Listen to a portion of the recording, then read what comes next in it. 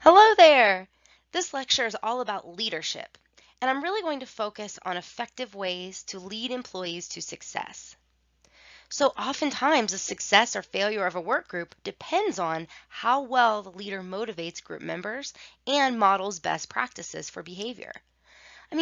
Employees really look to leaders for guidance in decision making and to settle arguments and disputes. So, if the leader is unable to correct behaviors and help employees perform well, then the job of all members of the work team can become stressful. It's true that many leaders really want to do a good job, but oftentimes they lack the resources or skills and abilities to do their job effectively. So successful organizations typically place a great deal of emphasis and money into selecting high quality leaders and providing leadership training to make them more effective. So this lecture will really focus on the theory behind many of these commonly used leadership practices and will hopefully help you become a better leader yourself and will probably make you more critical of the supervisors or leaders in your life. There are several theories of leadership in work organizations, and I'm going to present you with some of the most influential leadership theories, and I'm going to present them in chronological order, beginning with the earliest and simplest theories, and then progressing to more current and usually more complex theoretical models of leadership. So you'll see that each of these theories have a slightly different perspective about leading employees, but they also have a lot in common. Just like the theories of motivation and stress, theories of leadership tend to build on earlier models in an effort to enhance our understanding. Then the last part of this lecture will focus on how to apply some of these leadership theories to change leader behavior or to redesign jobs to fit a particular leader's style. Before I go into the details about leadership qualities, it's important that you understand the psychological definition of leadership. Now, although there are a ton of different definitions of leadership, most people agree that a leader is somebody who uses his or her influence to assist groups in attaining goals. A man named Peter Drucker famously stated that management is doing things right and leadership is doing the right things. So great leaders possess social intelligence, they embrace change, and they focus on the things that truly merit their attention, but they aren't micromanaging. Now, in most cases, leaders are formally appointed, so maybe they have the title of supervisor or manager or vice president or project manager. But often, individuals with leadership qualities that group members value will rise as informal leaders despite the lack of a title or appointed status. So think about this. Just like leaders can be people without an official title, right? They just possess those qualities. They become a leader despite not having an official title. People with an official title are not always necessarily true leaders. So the fact that a manager or supervisor holds a position of responsibility and power does not necessarily make that person an effective leader that employees really respond well to. So managers or supervisors who do little to help the group achieve work goals, or maybe supervisors or managers who hinder the work's ability to perform, are not likely going to have the respect of their employees, even though they wield the power to make decisions that will have a substantial impact on their lives.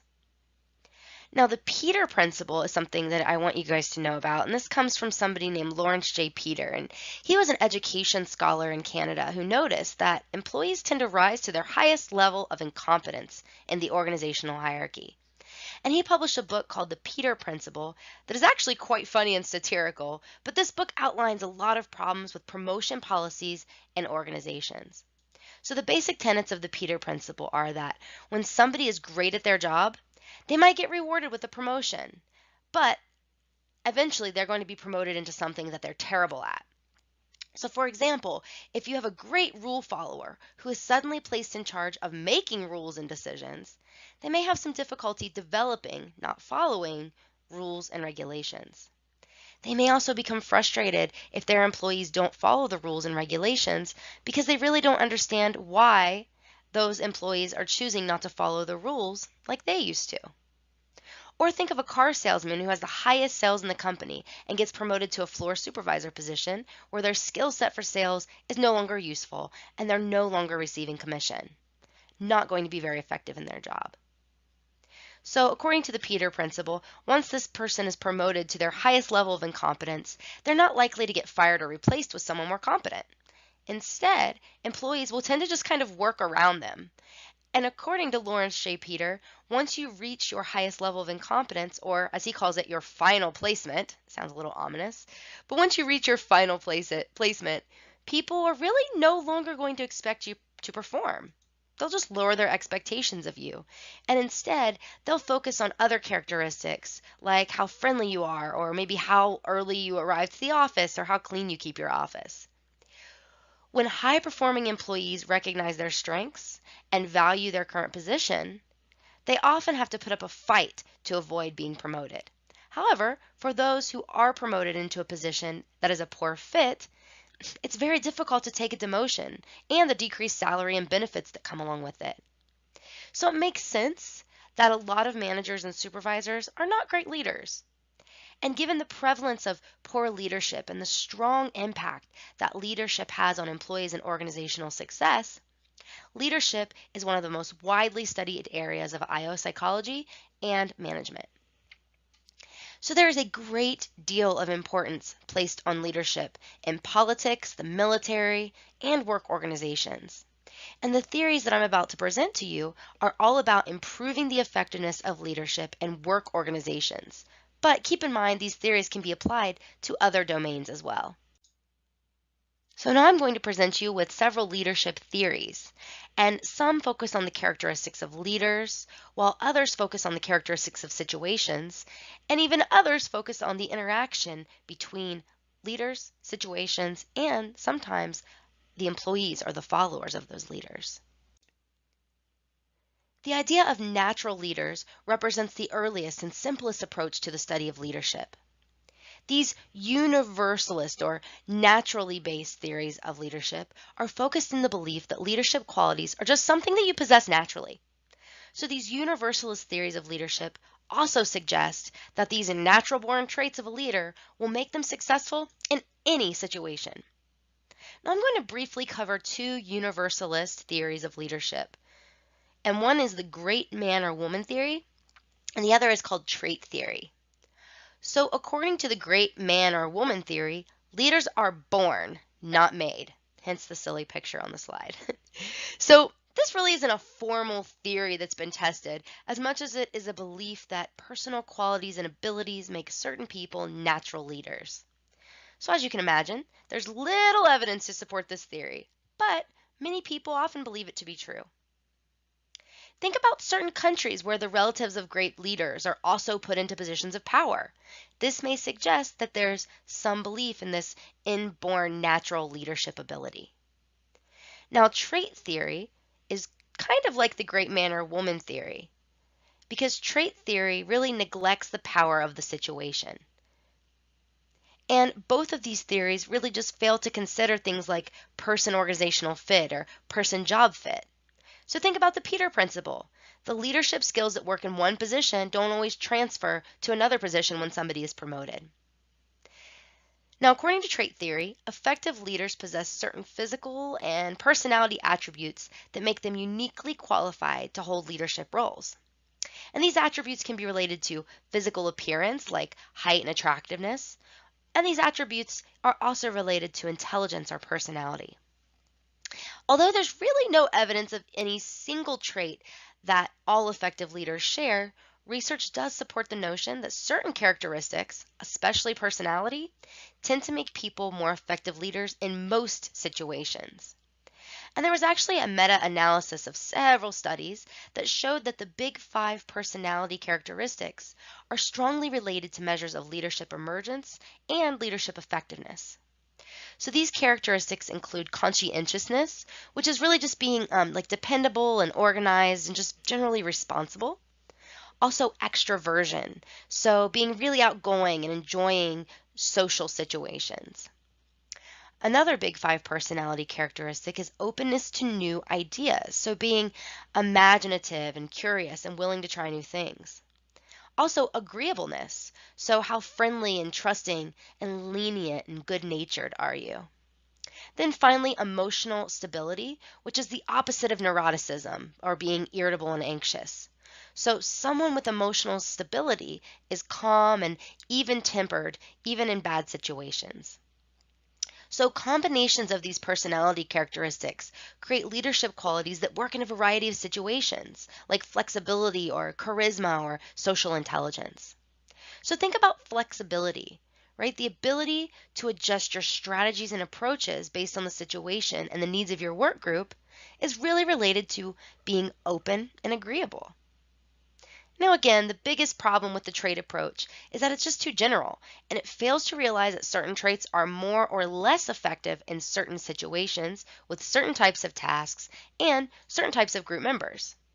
However, complex leader characteristics, such as flexibility, may be related to leader effectiveness because the leader is able to adapt to his or her situation. Later theories focused on observable behavior of leaders. So in the 1940s and 50s, there were two research projects conducted to examine behaviors of effective leaders. Both of these research projects led to similar conclusions about effective leadership. So the Ohio State University leadership studies collected data from self-reports and detailed observations of leader behavior. And these reports came from the leaders themselves and from their subordinates. And these researchers examined the factor structure of hundreds of these recorded behaviors using a statistical technique called factor analysis. So factor analysis essentially examines the correlations between items, and in this case, looking at the correlations among these behaviors. So the factor analysis revealed two general categories, referred to as initiating structure and consideration. Now, simultaneously, researchers at the University of Michigan were studying leaders in a number of large industrial organizations. And much like the researchers at the Ohio State University, the Michigan researchers discovered two distinct patterns of behavior that were labeled task or production oriented, or relationship or employee oriented. So the initiating structure and task-oriented behaviors from these two studies are extremely similar. Both refer to setting challenging goals and encouraging high levels of performance. So it reflects an enforcement of standards and roles and rules and activities. So initiating structure or task-oriented leadership behaviors for both studies tended to relate to higher performance, but less satisfaction among employees.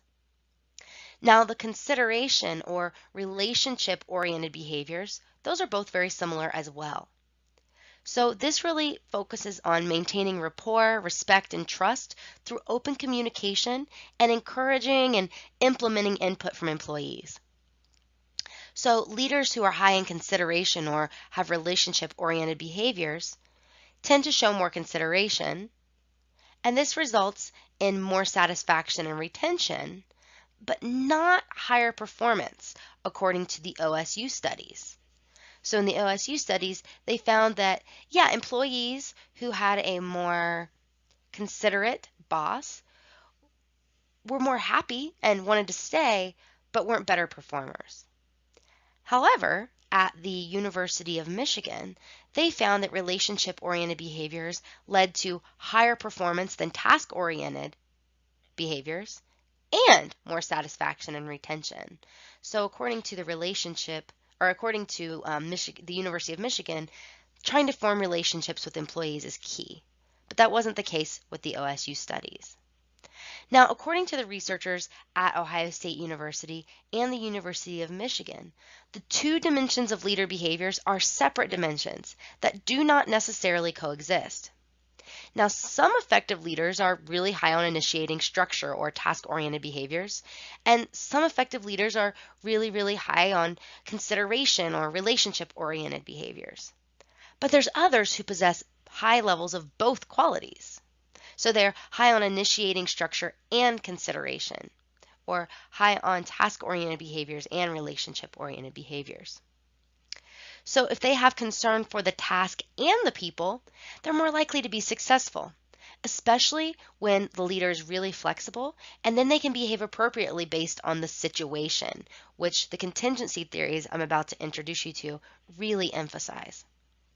Now, although the behavior-based leadership studies suggest that you can be focused on the task or focused on employee relationships and still be successful, these researchers pretty much failed to specifically assess the types of situations that lend themselves to effective task or employee-focused leadership. So that is where these contingency models come into play. So the findings from the University of Michigan studies have been used to create this leadership grid that is widely used in the business world. So this leadership grid suggests that the best leaders are those who show both high levels of concern for the task and high levels of concern for the people. Now, typically with this grid, a leader is rated on two separate Likert scales. Both are ranging from low to high. One is low to high concern for production or results, and the other ranges from low to high concern for people and relationships. This leadership grid is also related to the universalist theories of leadership.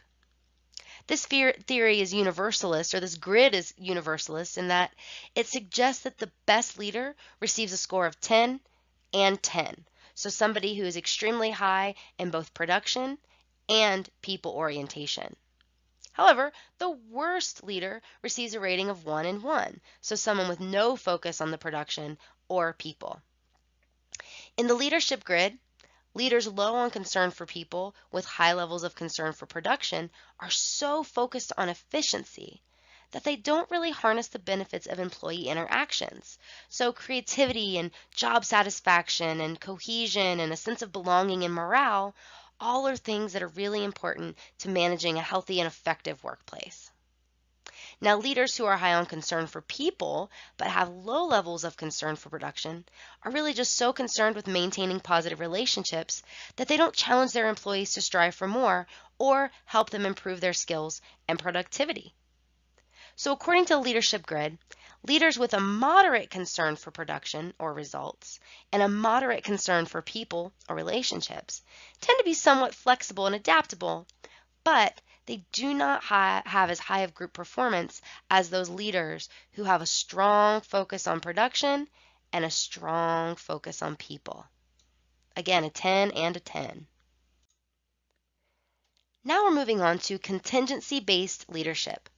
So the contingency theories of leadership do consider the relationship between leadership characteristics and the type of task or characteristics of the work group to determine whether certain leadership behaviors will be effective. So these theories really suggest that effective leadership is contingent upon a proper match between the characteristics of the leader and the characteristics of the situation. Now, although the contingency theories focus on situational factors, they do build upon the behavior-based theories of leadership by focusing on task-focused and employee-focused behaviors. Now, Fiedler's contingency model is really the first highly popular leadership theory to present this contingency approach. Now, just like the Michigan and Ohio State University studies, this theory divides leaders based on their primary motivation, so being task-oriented or relationship-oriented. But this theory also emphasizes situational differences in each type of leadership's effectiveness. So Fiedler's contingency model suggests that there's no single leadership style that works for all employees. And the effectiveness of the leader really depends on a match between the leader and the employees. In addition to being a good fit with the characteristics of the employee, it's also important that the situation provides the right amount of control and power for the leader. To measure leaders' orientation, being, task-oriented or relationship-oriented, Fiedler developed a self-report measure that's referred to as the least preferred coworker measure, or LPC. And the LPC requires leaders to think about a current or a past employee that they had the most difficulty working with. Then they rate that difficult employee or that least preferred coworker using a bipolar adjective rating scale, such as pleasant and unpleasant, or cooperative and uncooperative, or were they hostile or supportive, and guarded versus open. Now, keep in mind that this LPC test isn't necessarily measuring how horrible that least preferred coworker was to work with. This is really primarily about measuring the leader's behavior towards the coworker. So people with low LPC ratings, or those who gave their least preferred coworker very harsh ratings, tend to be task-oriented leaders. And individuals with lenient ratings for their least preferred coworker are considered to be relationship-oriented or high LPC. So the logic is that task-oriented leaders will be very critical of poor performing employees because they value task success. But relationship-oriented leaders will tend to see the best in everyone and will give less harsh ratings, even to someone they had difficulty working with. Now, task-oriented or low LPC scores are associated with poorer performance, or they associate poorer performance with undesirable personality characteristics. But those relationship-oriented leaders, or those with a high LPC score, can really separate that least preferred coworker's personality from their individual work performance. So somebody with a high LPC or a relationship-oriented leadership style functions best in a favorable situation and in situations where the leader's control and influence are not really low or high. So situations that are nearly clearly favorable or clearly unfavorable are complex, and they're best handled by relationship-oriented leaders who show increased concern for employees and allow them to voice their opinions and ask questions, thus improving their satisfaction and job performance. Now, low LPC or more task-oriented leaders, according to Fiedler, tend to do well in favorable and in unfavorable conditions because they're really just focused on the task at hand and not really so much on building relationships. So they can take charge, right? They have this take charge style that puts some structure into the circumstances and may encourage the group to perform the job because they don't really have concern about these damaging relationships. So in difficult situations, relationship-oriented leaders may be taken advantage of because employees know that the leader does not want to upset them. Now, once a leader determines their style, they can consider their situation favorableness to find the proper match between their leadership style and the situation. So they need to focus on leader-member relations, the task structure, and leader position power to then find the best fit for them. So this model doesn't really suggest that the situation will adapt to the leader, but it suggests the leader has to find the best fit for them. Now let me break down these different situational factors. So leader-member relations really just refers to the degree of trust and respect and confidence between the leader and the employees. So this is really required for a high LPC or relationship-oriented leader, but is pretty much irrelevant for a low LPC or task-focused leader. Then there's task structure. So how well tasks are explained and structured for employees. So is there low ambiguity and a pretty clear-cut way of doing things? Now, this is required for high LPC or relationship-oriented leaders because communication and cooperation are important in an unstructured and ambiguous situation. But task-oriented leaders also have high group performance for unstructured jobs because they reduce ambiguity through performance-based requirements and demands. Now, leader position power, or how much power and authority the leader possesses over the employees, is really based on their position within the organization. And relationship-oriented leaders are more successful when their situational control and influence is moderate. It's not very high, it's not very low. Because having too much power would make it difficult for employees to relax and develop relationships with the leader. But in situations with no power, it's really difficult to influence employees if you're constantly trying to make friends. So moderate power dynamics also tend to result in personal conflicts. And the relationship-oriented leader is pretty well equipped to deal with these personal conflicts while constantly increasing group member satisfaction levels and job performance. Now, a task-oriented person in a situation with unclear power dynamics may tend to alienate employees because the leader appears to only care about the task and really fails to adequately address interpersonal conflict among group members. So you can see that according to this model, task-focused leaders are more successful in a wider variety of situations. However, performance tends to be highest under circumstances that lend themselves to relationship-focused leadership, where employees will be more likely to experience intrinsic motivation.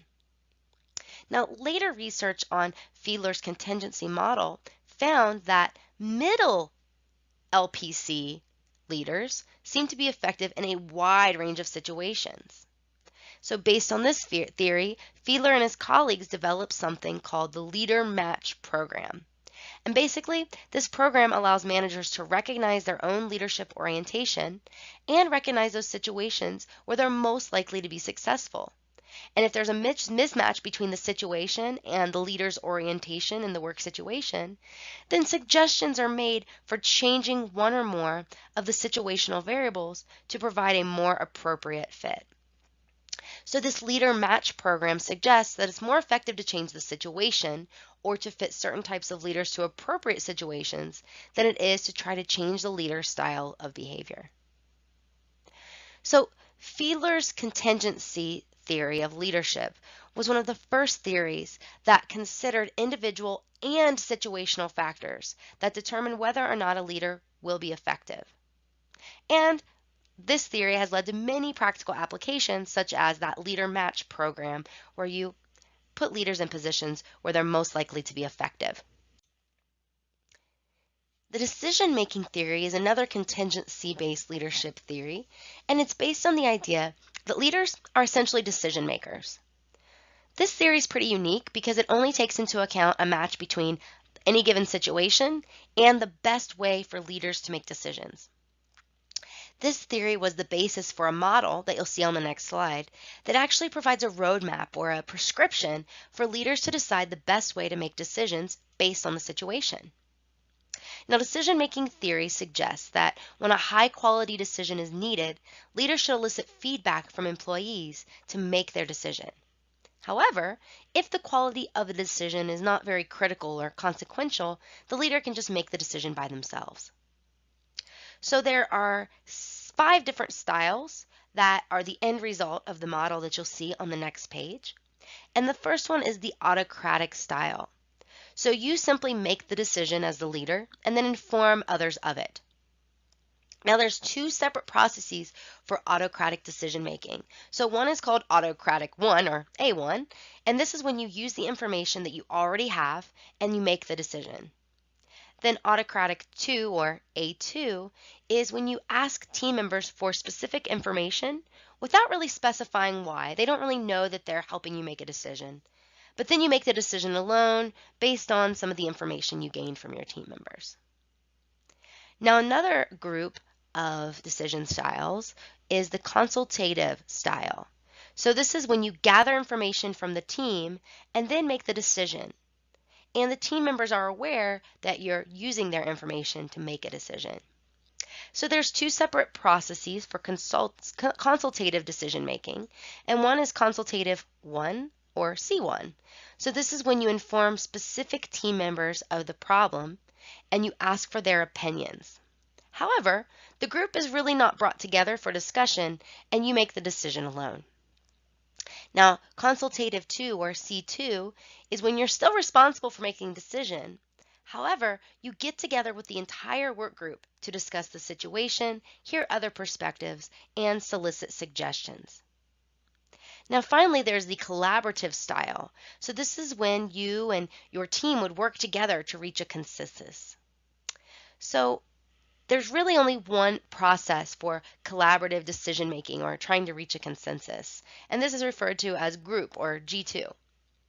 Now this is where the team again really just makes a decision together, and your role as a leader is mostly to facilitate discussion and just help the team come to a final decision that everybody agrees on, or in other words, to reach a consensus. So here's the model based on decision-making theory. So to determine which of these decision-making styles and processes is most appropriate, there is a series of yes-no questions that the leader would ask themselves about the situation, and then you kind of build this decision tree based on your responses. So there's 7 questions in total, and you see them there on the screen. So first, the leader has to ask themselves, is the quality of the decision very important? Meaning, are the consequences of failure significant or substantial? Then they ask themselves, does a successful outcome depend on the employee's commitment to the decision? So, in other words, must there be buy-in from the employees for the solution to work? Then a leader would ask themselves, do I have sufficient information to be able to make the decision on my own? Then they consider whether or not the problem is well structured so that it's easy to understand what needs to be addressed and what defines a good solution or high performance. In other words, is there a clear cut and obvious way to decide the best course of action that this decision relates to? Then the leader needs to ask themselves if they're reasonably sure that employees will accept their decision even if they make it by, by themselves. Then the leader has to ask themselves if the goals of the work group are consistent with the goals that the organization has set to define a successful solution. So you want to make sure that employees in the work group want a system that'll work well within the organization. Then you ask yourself as a leader, will there likely be conflict among employees about which solution is best? And that's where you end. So research has largely supported this decision-making model, but as you can see, the complexity of this model may make it kind of difficult for managers to understand and implement. So I want you guys to practice using this model by watching the video on the next slide and think about this decision-making model. And as you watch it, try to determine which type of decision-making process is most appropriate based on this decision tree. Really inspired and thought that that was something that a lot of people around the country might want to do.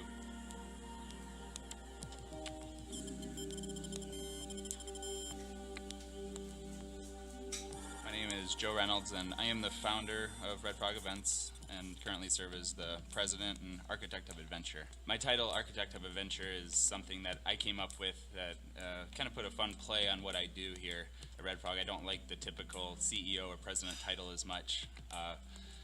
I think it helps strip away managerial tiers and puts everybody on an equal playing field by having a title similar to everybody else here at Red Frog. Red Frog Events, we are an event planning company. We like to call ourselves part of the active entertainment industry. So basically we host running races all across the world right now. We just went international. We have 3 races currently: Warrior Dash, Great Urban Race, and Beach Palooza. I was working as a house painter. I owned a house painting company. Not something I had much passion about at all. And I wanted to create something different. I have a running background. I've done a lot of 5Ks, 10Ks. I've run a couple marathons. And for the most part, they're boring. And the twist that I wanted to put on runs and running events was fun. I wanted to make it not just a run that you did and went home after. I wanted to make it a run that you did and then you stayed at with your friends and had a wild time, and was something that you talked about afterwards. I started off with the Great Urban Race in 2007 with about $5,000 to launch a basic website and get things going. And it's a big scavenger hunt for adults. It's teams of 2, and every team gets 12 clues and takes you on a wild city adventure. You might find yourself shooting marshmallow guns or learning how to tap dance or any number of things, and it's really just a fun day out exploring your city or a different city. Our second event we have is called Warrior Dash. That is an extreme 5K run where participants are jumping over fire, crawling through mud pits, climbing cargo nets, and covering about 3 to 4 miles in varied terrain, sometimes very hilly areas. And it ends with a big festival with bands and turkey legs and beer. Our third event we launched is pretty similar to Warrior Dash, called Beach Palooza. It's an obstacle course race, 3 miles of different obstacles, only this one takes place on a beach and is beach themed. So it ends with a big bonfire and beach party. I realized I was going to need more staff when I was working about 100 hours a week. So I went down to my old university, talked to the business fraternity I was a member of, and told them what I was doing and told them I was looking for interns. And I got 40 resumes within 2 days. So then I chose 5 people from that group, and they were the first class of interns that worked for Red Frog. And then beyond that, the first full-time salaried employee I hired was my brother-in-law, Ryan, who serves as vice president. When I started at Red Frog Events a year and a half ago, there were 3 full-time employees. Today, we have 30 full-time employees and 27 event coordinators. This summer, we're going to anticipate to have 90 event coordinators, so next year's numbers, I'm sure we'll have 150 full-time employees, so the growth is tremendous. In my very first year owning Red Frog Events, we had $50,000 in revenue. In year 2, we had $300,000 in revenue. In year 3, that jumped up to $1 million as we expanded Greater Race even more and launched our first Warrior Dash. In the 4th year, that jumped to $10 million in revenue, and then now we're on pace for $50 million this year. We all really work together. We have different tasks inherently. We're working on different things, but we're all there when we're out at events. We're all equal, all working together on that event. Red Frog Events is really different in the fact that any new ideas that I have, I'm able to go straight to Joe and Ryan and express them with them. I've stripped away most traditional managerial tiers, and Ryan and I make most of the high-level decisions here at Red Frog. We do have somebody who is in charge of Warrior Dash and in charge of Greater Race as their main jobs, and people can always go to them as the expert with questions. But we fully trust everybody to make the right decision if need be. In addition to that, every single person who works here as a full-time salaried employee runs a division of the company. So at Red Frog Events, it's very much different. You get an assignment, and it's up to you how you get that end result. So that's something that I've learned from a managerial standpoint. I think Red Frog has a unique structure. I've created a work environment where we have an amazing culture, an amazing office that people love to come into, and as a result, we're at the point now where we're hiring 1 out of 700 people to work here as a full-time salaried employee. So the people that come in here not only want to be here, they want to be here for the right reasons. They're incredibly hard workers and wildly talented, every single one of them. So that allows me as owner and manager of everybody to give a lot of freedoms to those people, because I know and I fully trust that they're going to be making the right decisions. So at Red Frog, from the very beginning, it was really important to Joe and Ryan to create a family environment, to create great events, and if we fail together. If we succeed together. The structure that they put in place is we work in teams a lot, so there's never one person that's taking the fall for something that goes wrong. Hopefully nothing does go wrong, but it's always a group together coming up with that decision. I think everybody that works at Red Frog would say I'm incredibly fair, and I'm making decisions for not just for the success over the next couple of years, but I'm always looking to 10 and 50 years down the road. I'm in this for the long haul, and I want Red Frog to be a special business, and I think we have a good start, and everybody that works at Red Frog understands that that's my mission and that's my vision, and they're fully on board with it.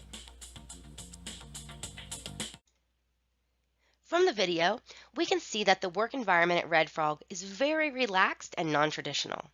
Employees are encouraged to take risks and to be creative. You could also imagine that high-quality decisions are required to have these successful events that people enjoy so much that they don't want to leave. You can also see that team commitment appears to be crucial for maintaining this positive organizational culture.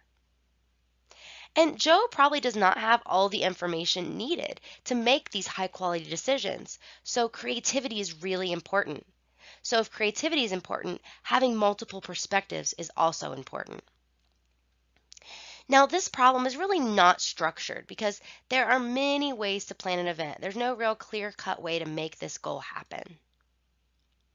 And as you could see in the video, the organizational culture and climate really focuses on valuing employee input. So employees would not be likely to accept an autocratic decision where Joe just makes the decision by himself. And then this strong culture and climate and their hiring strategy would probably lead to all of the employees sharing the same goals. So this lands you on group decision making. So Joe should work with his employees to decide on a decision that everyone agrees with. Now, what if there's a situation where not all members share the same organizational goal? Well, if everything else was the same but that, you would land on consultative 2, or a situation where the best course of action is to discuss the situation and decisions you need to make and ask for suggestions. So the final contingency-based leadership theory that I want to present to you is the leader-member exchange model of leadership. Now, just like the behavior-based leadership studies from The Ohio State University and the University of Michigan, the leader-member exchange model emphasizes the impact of relationship-based leadership on employees. Now, like other contingency-based leadership models, the LMX, or the leader-member exchange model, appreciates this dynamic between a leader and the situation that they're in. However, the leader-member exchange model is focused on the quality of interactions between the leader and particular group members. So special attention is paid to individual differences in employees. That is, in this model, the employee is the situation. So this model is unique because previous contingency-based leadership models really assumed that leaders act in a relatively uniform or constant way toward all employees in a specific situation. Now, according to the LMX model, low-quality leader-member exchange involves a situation where leaders have a negative image of their employees and employees do not respect or trust the leader. And as such, communication is rare or negative. So employees are usually uninformed and dissatisfied. Now, high-quality leader membership exchange involves a situation where the leader has a positive view of employees and employees feel that the leader is supportive and provides encouragement. As such, communication is frequent and positive, and all employees with high leader member exchange are kind of kept in the loop about what's going on in the organization. Now, it's important to note again that leader-member exchange is at the employee level. So this model really states that one-on-one relationships that develop between leaders and each employee will be somewhat different. So think about any work group that you've been a part of. The leader tends to develop better relationships with a few people, and those people are called the in-group, whereas other people in the work group tend to receive less attention or concern from the leader, and these people are referred to as the out-group according to this model. This model also extends beyond performance as the primary outcome of interest and also focuses on job-related attitudes and perceptions of employees. So some of the outcomes that are looked at in this model would be employee loyalty, employee attendance, motivation, and job satisfaction.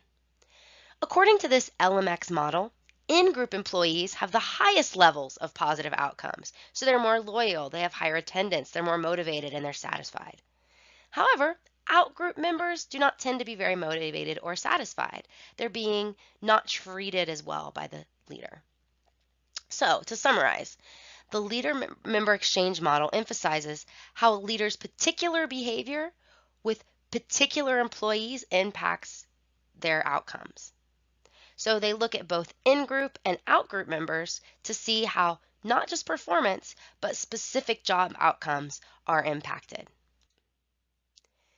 This model also suggests that leader-member exchange is a two-way street, with the quality of relationships being influenced by the effort and energy coming from both the leader and their employee. So often the leader's subconscious selection of in-group or out-group members is heavily influenced by how the employee treats them. Now, research largely supports this theory and the theory in general that listening to employees and communicating your expectations to employees and developing positive relationships with employees leads to increased workgroup productivity, employee job satisfaction, and other really positive outcomes. Now that we've focused on theories of leadership that consider situational and employee differences, or the contingency theories, let's focus on two theories that focus mainly on the characteristics of really exceptional leaders, whose leadership skills or personality is so impressive that most people will follow their lead. So the theories of charismatic leadership and transformational leadership focus on leaders who have the ability to inspire or energize followers towards specific goals. These leaders often transform groups of people into highly effective teams and inspire people to become leaders as well. So the idea of charismatic leadership really identifies and defines the characteristics of charismatic leaders in all domains who inspire followers to identify with them and be devoted to them. So charismatic leaders really have this ability to communicate shared group goals, and they convey so much confidence in their own abilities and in their followers' abilities that they're inspiring. So charismatic leaders have exceptionally high social skills, and they possess the ability to relate to and inspire followers at a very deep and emotional level. So charismatic leadership is an interaction of the leader, the follower, and the situation. And some key characteristics of charismatic leaders include being sensitive to followers in the situation and being sensitive to the environment, also having the ability to inspire, and the desire to change the status quo or being revolutionary. Now, some key characteristics of followers of charismatic leaders include identification with the leader, so feeling like you can relate to them. Also, being susceptible to the leader's emotional messages. So if you're under crisis or distress, you may find comfort in the leader's message. Another key characteristic of followers is the willingness to follow. Now, if we focus on situational characteristics, charismatic leaders are often most effective in situations that are ambiguous or where goals are unclear and environmental conditions are uncertain or unstable. Charismatic leaders are really able to offer some vision of a positive future and help followers feel confident. And this is really effective in chaotic situations or crises where people are looking for help and guidance. Charismatic leaders are also effective in situations where there's an opportunity for followers to change or to personally grow or develop. So part of the reason why the leader is convincing is because they're empowering followers to make changes and improvements that are important to them. So one study examined charismatic leadership for all U.S. presidents from George Washington to Ronald Reagan. And this study revealed that the more charismatic the president, the more effective he was in dealing with the economy and with domestic affairs. So those factors that most directly affect followers. So research also suggests that the influence of a charismatic leader can be bolstered by surrogates or people who promote and defend the leader and enhance other people's perceptions of their leader's charisma.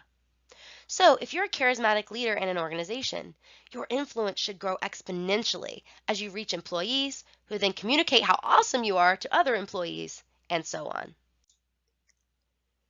Transformational leadership theory takes charismatic leadership theory to a whole nother level. Now, like charismatic leadership theory, transformational leadership is focused on inspiring followers with a clear vision of the future. But transformational leadership is geared towards helping followers develop personally by changing their values, their beliefs, and their attitudes. And being a transformational leader really has nothing to do with power or control, because if employees feel forced, they're not being transformed, they're really just following orders. Now, in the workplace, a transformational leader creates an organizational climate that focuses on high performance and employee development. So, transformational leadership often results in work groups that have performance beyond, way beyond ordinary expectations, because their leader really stimulates employee learning and inspires new and creative and innovative ways of thinking. So there are really 4 components that define a transformational leader, and they all start with the letter I, so you can think of them as the 4 I's. So the first is idealized influence. So really being a positive role model. So walking the walk and always behaving in ways that are consistent with their expressed beliefs and values. So in other words, not being a hypocrite and leading by example. So based on this, supervisors should really model the behavior that they expect from employees. Another characteristic of transformational leaders is inspirational motivation. So providing a compelling vision of a future that inspires followers to achieve important and meaningful outcomes. So based on this, supervisors should communicate the reasoning for their expectations while appealing to their employees' best interests, needs, and desires.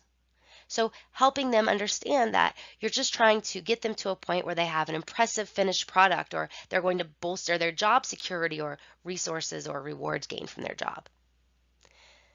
Transformational leaders are also defined by intellectual stimulation, or stimulating followers' curiosity, innovation, and creativity. So if you are a supervisor and you allow your employees to have input into brainstorming sessions and decision making, they're going to help you find out solutions to challenging problems. Finally, individualized consideration. So this is really personal and personalized attention to each follower's feelings, needs, and concerns, and having a commitment to help each follower develop to their own personal full potential. So based on this, supervisors should target their training and development opportunities towards employees who need and want them. Think about the expectancy theory of motivation, right? Supervisors should cater their rewards to employees' individual needs and wants, or they should base it on valence. So research suggests that transformational leaders have extraordinarily successful work groups with higher performance and much more satisfaction than those who are led by other types of leaders. And these findings hold true for many different types of groups, such as student leaders in lab experiments, the military, healthcare workers, and even bank managers.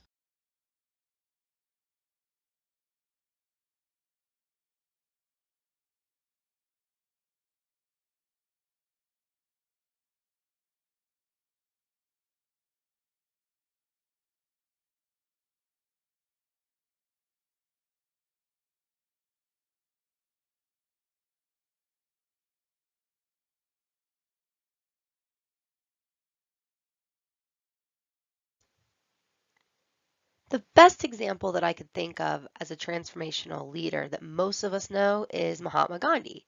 So he's a great example of a transformational leader because he led by example. So he made many, many sacrifices for his cause, including starvation.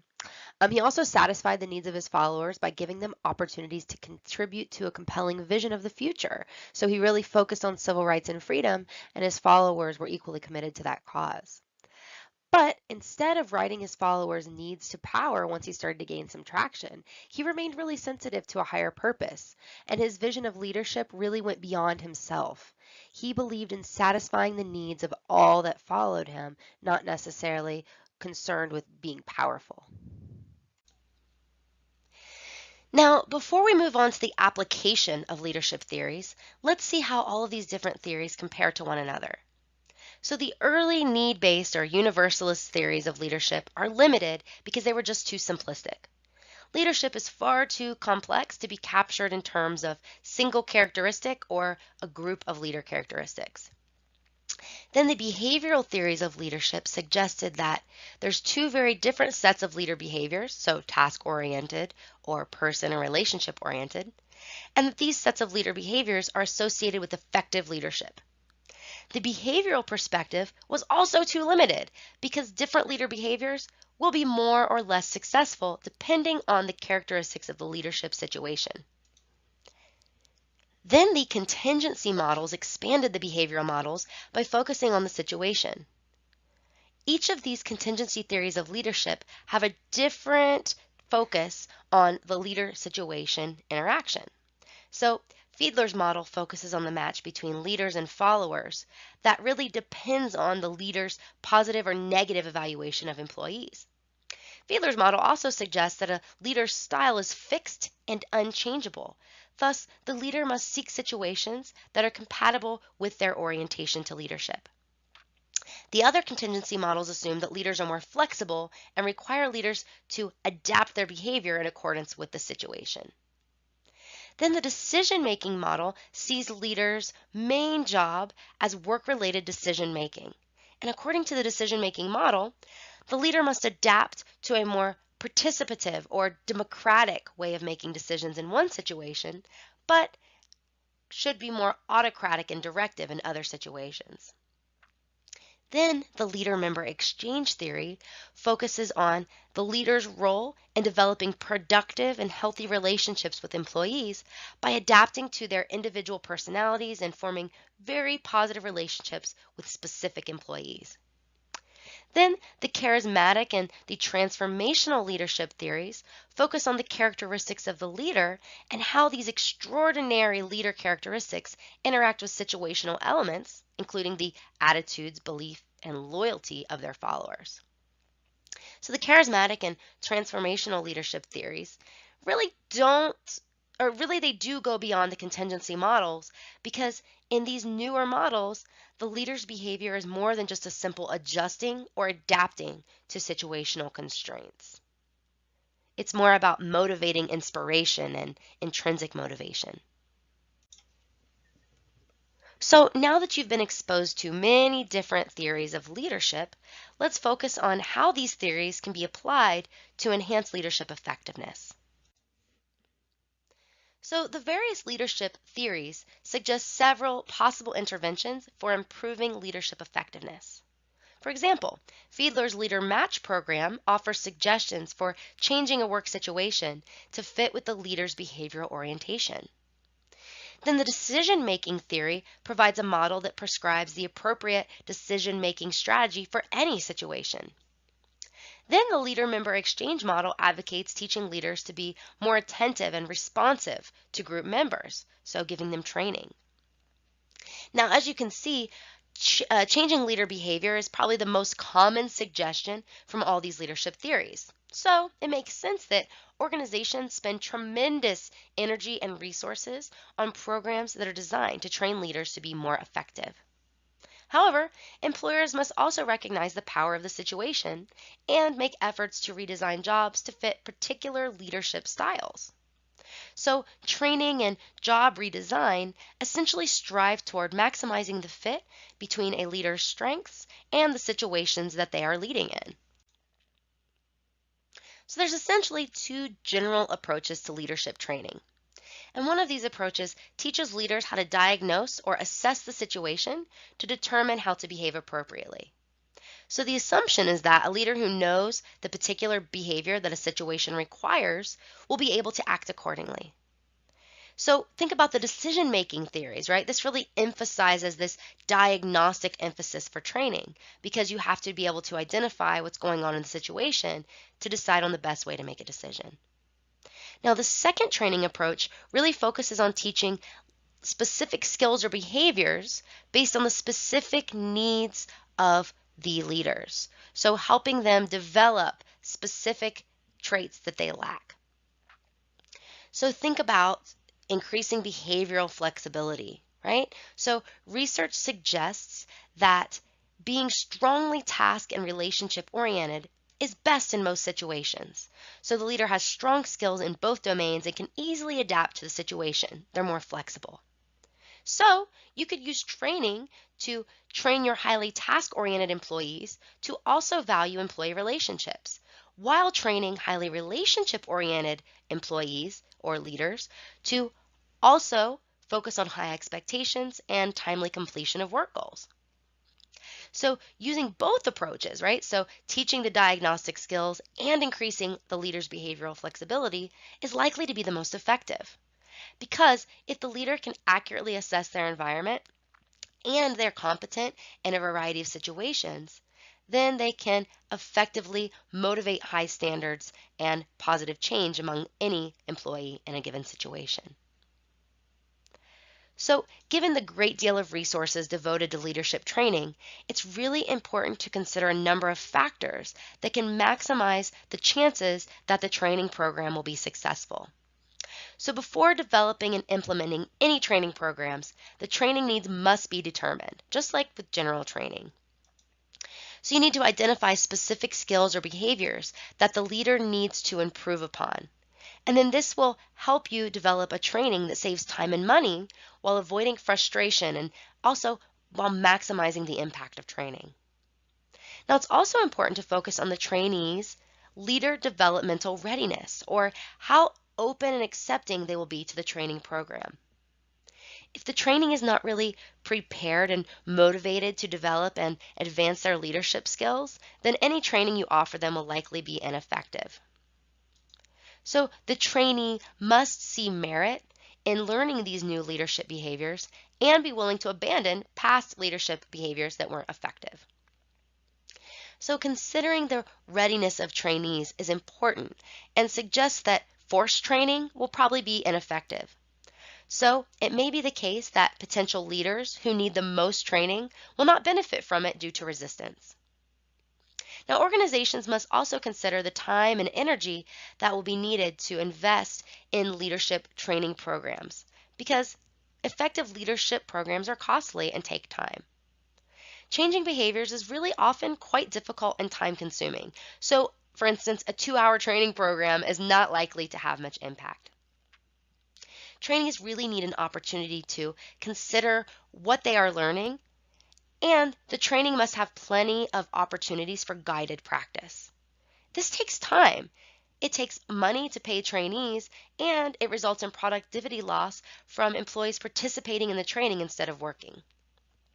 So given these considerable resources that must go into training to make it effective, the employer or HR manager must carefully consider the resources that they have available before enacting leadership training.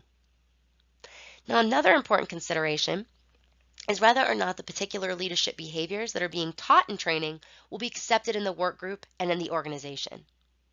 So if the trainee uses their newly acquired leadership behaviors in the work environment and they're met with resistance, they're probably not going to maintain those behaviors that were learned in training because they're going to feel that such behaviors make it more difficult to function within their organization.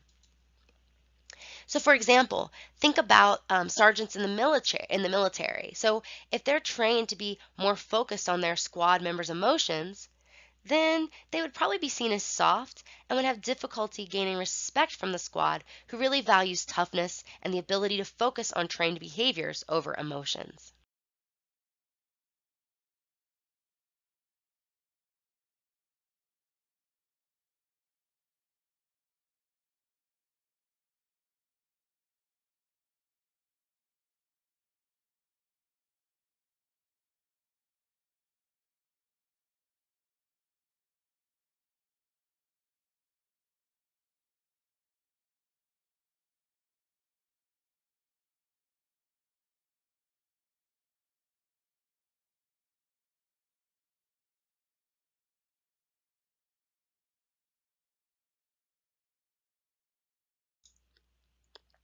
Now let's shift focus from training to job redesign. So according to Fiedler, a leader's orientation is not flexible. He suggested that organizations should concentrate on changing the job to fit the leader rather than changing the leader to fit the job. And his Leader Match program is an obvious example of job redesign. So the Leader Match program offers suggestions for altering the work situation to fit the leader's predominant task or relationship-oriented behavior pattern. And according to Fiedler, you can increase or decrease task structure or position power to create an environment that works best for the leader's behavioral orientation. Now, the main problem with this is that many work situations are pretty difficult or impossible to change. So in these fixed situations, it may be easier to transfer the leader to a situation that is more compatible with their orientation. Or you can try to create a situation where a leader is just not necessary. So if you develop work groups that are very cohesive, intrinsically motivated, and have very strong social norms for performance, they will not need a leader to keep them in line. Now, these types of work groups typically form when the project requires creative output and the need to depend on group members who are willing to share the load of leadership. So shared leadership really refers to work groups who lead one another towards group or organizational goals without the direct influence of a leader.